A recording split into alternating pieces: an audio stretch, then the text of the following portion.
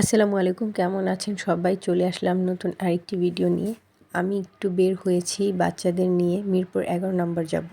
আমার বাসা থেকে 30 টাকা রিক্সা ভাড়া লাগে, বেশি একটা দূরে না। আর ছোট বাচ্চা নিয়ে আমি বেশি দূরে শপিং করতে যাইও না। আর আজকে রবিবার ছিল, রবিবার যেহেতু সব মার্কেটই বন্ধ, নির্বাচনের জন্য তো অনেক দিন বন্ধ ছিল। এখন গিয়ে দেখি যে আসলে খোলা আছে কি না। তারপর একটু কিছু কেনাকাটা করব, বাচ্চাদের ঘরে পরার জন্য কিছু গেঞ্জি নিব, প্যান্ট নিব, ঘরে পরার ছোট প্যান্ট যেটা হাফ প্যান্ট, আর জুতা নিব। তো মিরপুরের অবস্থা তেমন একটা মানে ফাঁকাই বলা যায়, তেমন একটা ভিড় নেই, যানজট নেই। প্রায়ই দোকান দেখা যাচ্ছে বন্ধ খোলা বন্ধ খোলা, এমন একটা অবস্থা।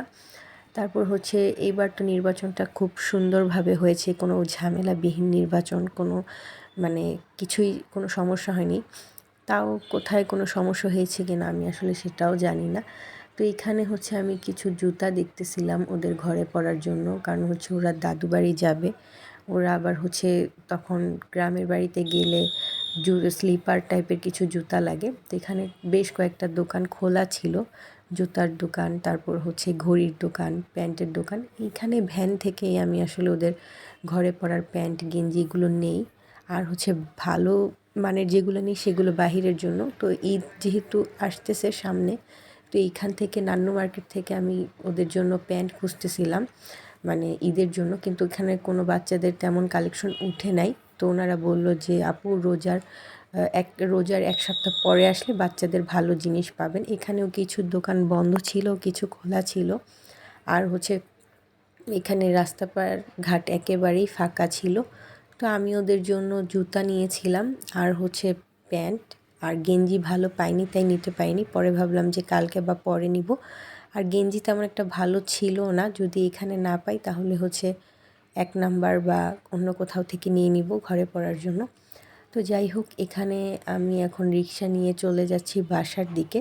বাচ্চা বলতেছিল যে আম্মু সিঙ্গারা খাবো। তো ওরা আসলে সিঙ্গারা খেতে পারে না, সমুচ্চা সিঙ্গারা এগুলো দেখলে ওরা খেতে চায় কিন্তু খেতে পারে না, ভেতরে ঝাল থাকে বা ওদের ওটা লাগে। ওরা উপরের খোসাটা খায়, এরকম আর কি। তো পরে বলতেছিলাম যে সিঙ্গারা পেলে আমি সামনে থেকে নিয়ে দিব। এখন বাসার দিকে চলে আসছি, সিঙ্গারাও নিয়েছি একটা দোকান থেকে। আর এখানে আমি একটা ফেস ওয়াশ আর একটু টোস্ট আর এমনি একটু বিস্কুট নিব। কালকে থেকে আবার বাচ্চার স্কুল, ও আবার স্কুলে মাফিন কেক বা টো বিস্কুট এগুলো টাইপের টিফিনই দেই আমি। স্কুলের ম্যাডামরাই নিষেধ করেছে যে বাচ্চাদের স্কুলে সস জাতীয় কোনো খাবার বা চামচ টামচ বা বিরিয়ানি টাইপের বা এরকম টাইপের কোনো খাবারই দিতে না, শুকনা টাইপের খাবার দিতে, যাতে কোনো ড্রেসে সমস্যা না হয় বা ওদের হাত ধোয়ার কোনো ভেজাল না থাকে। স্কুলে ভর্তির সময় বলে যে আমাদের বুয়া আছে, সব করে দিবে, ওদেরকে ওয়াশরুমে নেবে। আসলে তেমনভাবে টেক কেয়ার আসলে করেই না, ওদেরকে ওয়াশরুমে নিয়ে যায় কিন্তু আসলে ওভাবে হাতটা ধোয়ায় না।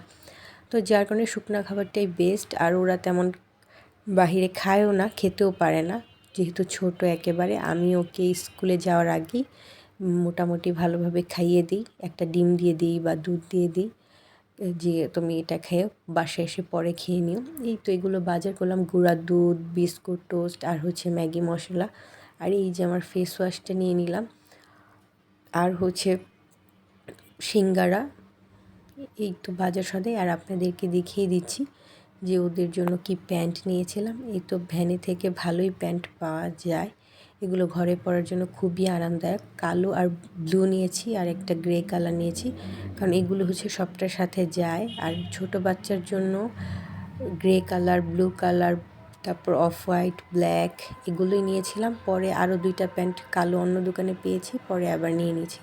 কালো আসলে সবটার সাথেই যায়, যার কারণে কালো প্যান্টে আমি বেশি পরাই ওদের।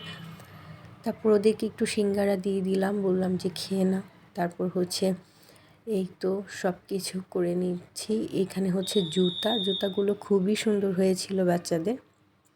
এগুলো ওর আব্বু পরে, তো এরকম টাইপের জুতা ওর আব্বু পরে, তো ওরা এটা দেখে এটাই নিবে।